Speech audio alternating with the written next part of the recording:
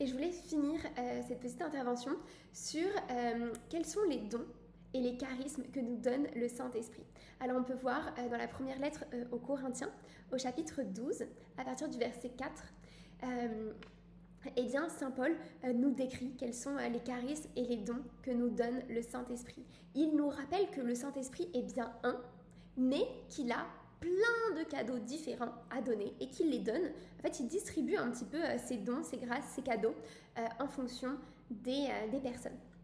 Et donc voilà ce qu'on peut lire. Les dons de la grâce sont variés, mais c'est le même esprit.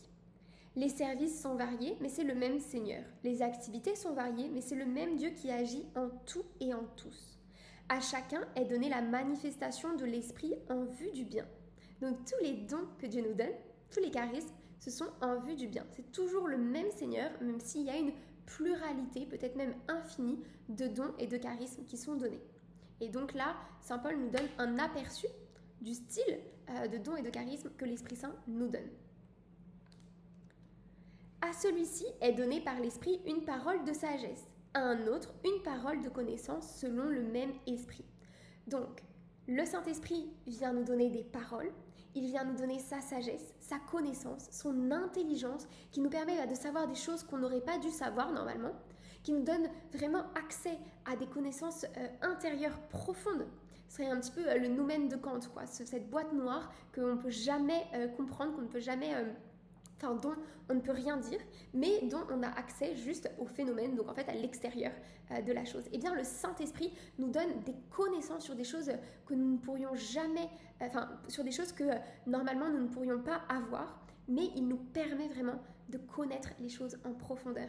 Il nous donne voilà ces paroles de sagesse sur la présence de Dieu, sur des compréhensions très fine et très précise de qui est Dieu, qui est notre identité d'enfant de Dieu, quel est le sens de cet être au monde, de aussi des événements qui peuvent survenir, etc. Un autre reçoit dans le même esprit un don de foi.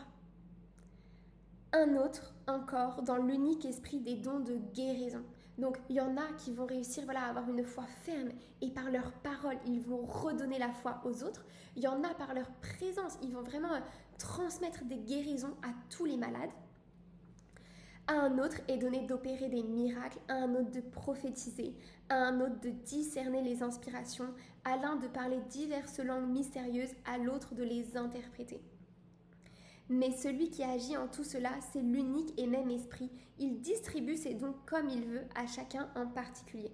Donc ici, Saint Paul nous rappelle d'abandonner toutes les croyances païennes qui disaient que il y a peut-être plusieurs dieux, donc un dieu nous donne tel don, un tel autre dieu nous donne tel autre don. Là, Saint Paul nous rappelle que l'Esprit Saint est unique, mais que ses dons sont variés et qu'il les donne vraiment à tous. Que personne n'est privé des dons du Saint-Esprit. Même si vous n'avez pas connaissance, conscience des dons immenses que Dieu vous a donnés, Dieu vous les a donnés, ils sont en vous. Et c'est juste à vous de vous tourner vers Dieu et de dire Dieu merci, Saint-Esprit merci pour tous les dons, tous les charismes que tu m'as donnés. Je ne les connais pas encore, donc je ne les mets pas encore au service des autres, mais révèle-moi mes dons. Donne-moi de les mettre au service des autres de manière ajustée, de manière équilibrée, pour procurer du bienfait, des bienfaits aux autres et contribuer à l'édification, à établir le règne de Dieu sur la terre. Parce que c'est pour ça en fait que Dieu nous a donné ses dons et ses charismes. C'est pour pouvoir marcher pleinement par la foi, rayonner de la présence de Dieu et se mettre au service des autres et au service de l'avènement du règne de Dieu dans le monde. Parce que c'est ce qu'on demande, c'est ce qu'on attend. Enfants de Dieu, nous attendons que la volonté de Dieu, le règne de Dieu vienne sur la terre comme il est déjà présent dans le ciel. C'est ce qu'on demande dans le Notre Père et c'est ce que la Bible en fait nous invite, c'est le chemin que la Bible nous invite à prendre. Quand on se conforme à la volonté de Dieu, quelque part sur notre parcelle de terre qui est notre vie, la volonté de Dieu, le règne de Dieu vient. Et donc c'est pour ça que chaque conversion fait grandir le royaume de Dieu sur la terre, parce que chaque conversion amène le règne de Dieu dans la vie d'une nouvelle personne. Et donc, on parle souvent dans l'Église des 7 dons de l'Esprit Saint. Donc, le don de la sagesse, le fait d'être vraiment en présence de Dieu, de comprendre la pensée de Dieu, de percevoir les choses comme Dieu les perçoit, de penser comme Dieu pense. Le don de l'intelligence, donc de connaître les choses qui nous étaient cachées, hein, vraiment cette connaissance des choses en profondeur de l'intérieur, et ce que l'œil ne peut pas voir, ce que l'oreille ne peut pas entendre. Le don de piété, donc cette envie de prier, cet appel à prier, le fait que notre prière est puissante, qu'elle touche vraiment le cœur de Dieu de plus en plus et que Dieu lui donne cette pleine puissance et ce goût à passer dans la présence de Dieu dans la prière. Le don de crainte, donc réaliser que Dieu est immense, que Dieu est grand, que Dieu est tout puissant et que nous, nous sommes les enfants chéris de Dieu, nous sommes tout petits, mais Dieu tient à nous comme la prunelle de son cœur, de son œil. Et il tient à nous de tout son cœur et comme la prunelle de son œil. Et réaliser qu'en lui obéissant, à lui qui connaît tout, qui sait tout, qui a tout créé, qui est ultra puissant, eh bien nous prenons le meilleur parti pour notre vie. Et donc ça nous fait grandir dans cette forme d'humilité et d'obéissance de Dieu. C'est ça le don de crainte. Le don de science qui permet de reconnaître l'œuvre de Dieu, qui permet de comprendre bien là où Dieu a agi dans la nature, dans l'histoire, recevoir le monde comme un don de Dieu.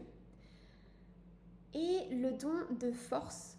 Donc on parle également du don de force, c'est le fait d'être endurant, de continuer à marcher, à être fort malgré les épreuves, à tenir bon malgré les persécutions, à avoir le courage de témoigner de l'évangile, de témoigner de l'amour de Dieu pour nous aux autres, quand parfois on est aussi dans des milieux soit favorables, mais juste ça nous demande quand même du courage, de la force, de prendre la parole pour nous exclamer en public, pour exhorter les autres. Et ça peut aussi être ce courage d'exhorter dans des milieux qui sont plus hostiles.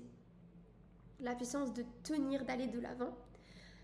Et il y a enfin le don de conseil. Donc c'est le don de discernement spirituel. En fait, quand on est dans des situations où on ne sait pas, c'est demander à Dieu de nous donner sa lumière, demander à Dieu de vraiment donner la lumière à nos yeux, comme le dit le psalmiste.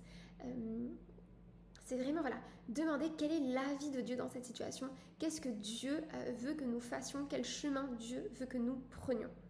Et donc, le Saint-Esprit nous répond et il nous donne ce don de conseil, de savoir discerner, cette telle motion, telle sensation, ça vient de l'Esprit Saint, telle autre, ça vient d'un esprit qui cherche ma perte. Voilà, c'est toujours se référer aussi dans l'environnement spirituel pour toujours choisir le chemin que Dieu veut pour nous. Et donc, à partir de la liste que je vous ai établie à partir de la lecture de la première lettre aux Corinthiens, on peut établir aussi une classification des charismes. Donc là, je vous ai parlé des dons. Il y a également les charismes, donc, qui sont là pour que nous puissions nous mettre au service des autres et de l'édification de l'Église. Et donc, on peut distinguer les dons de révélation. Donc, ces 3 charismes de l'Esprit Saint, les paroles de sagesse, de connaissance, savoir discerner les esprits. On va avoir les dons de puissance. Donc, ça va être le don... ça va être des charismes qui vont plutôt viser l'action. Donc, le don de donner la foi, le don de guérir, le don d'opérer des miracles. Et on va avoir les dons de parole. Donc, ça va être les charismes de prophétie, quand quelqu'un parle pour donner un message qui vient de Dieu. Le charisme du parler en langue. Donc vraiment laisser le Saint-Esprit prier en nous. Et donc là, il va vraiment, le Saint-Esprit va nous inspirer des mystères qu'on va prier dans d'autres langues. Mais très généralement, lorsque on est dans des assemblées de prière, moi ça m'est arrivé beaucoup de fois d'entendre des témoignages de personnes qui arrivaient, et donc c'est le 3e don, à interpréter les langues. Parce que parfois, on va prier en langue, on pense qu'on dit n'importe quoi, mais en vérité, c'est le Saint-Esprit qui parle et qui dit de véritables choses. Et donc parfois, il y a des personnes qui interprètent les langues, qui ont ce don. Voilà cette complémentarité dans l'Église, et d'où encore cet appel de Dieu à s'unir les uns les autres pour que nous nous complétions les uns les autres. À certains est donné exhorter, à d'autres va être donné de chanter les louanges à Dieu, d'attirer le ciel sur la terre, à d'autres va être donné le don de coacher ces chanteurs, ces musiciens, de leur donner vraiment, de les remettre en relation avec Dieu. C'est des personnes, voilà, ils cultivent une intimité avec Dieu dans le secret, ils sont constamment branchés sur le Saint-Esprit et ils vont avoir la parole pour que les musiciens qui sont parfois aussi happés à droite à gauche par le monde, et bien pour que ces musiciens, se reconnectent à Dieu avant d'appeler le ciel sur la terre. Donc voilà, et cette liste n'est pas exhaustive, mais on peut trouver bien d'autres dons, bien d'autres charismes dans le Nouveau Testament et aussi dans notre expérience, parce que Jésus et Dieu, en fait, parce que Dieu fait toute chose nouvelle. Et Jésus nous avait dit dans l'Évangile selon Saint Jean, avant de vivre la croix et de remonter vers son Père, que celui qui croit en lui fera les mêmes œuvres que lui et de plus grandes encore. Et de plus grandes encore, il ne nous dit pas ce que c'est. Mais on commence à en avoir des témoignages par la vie des disciples et des apôtres qui font des choses plus grandes que Jésus. Parce que, par exemple, Jésus, c'était pas seulement par le passage de Jésus, les personnes n'étaient pas guéries instantanément. Jésus touchait les personnes, leur donnait parfois des paroles, et ensuite ils étaient guéris. Eh bien, Pierre qui croit totalement en Jésus, qui donne sa vie à Jésus, laisse le Saint-Esprit faire par sa vie des œuvres plus grandes que celles de Jésus, dans le sens où Pierre, par son passage, par son nombre, les malades étaient guéris. Donc, ça monte en intensité. Pareil, Saint Paul. Eh bien, lui, simplement, on passait un linge avec lequel il s'était essuyé quand il avait travaillé. Il avait sué, il avait essuyé sa sueur lors de son travail. On passait ce même linge à des malades. À distance, les malades étaient guéris. Ils étaient plus dans la même pièce. Alors que Jésus, les malades qu'il guérissait, ils étaient au même endroit.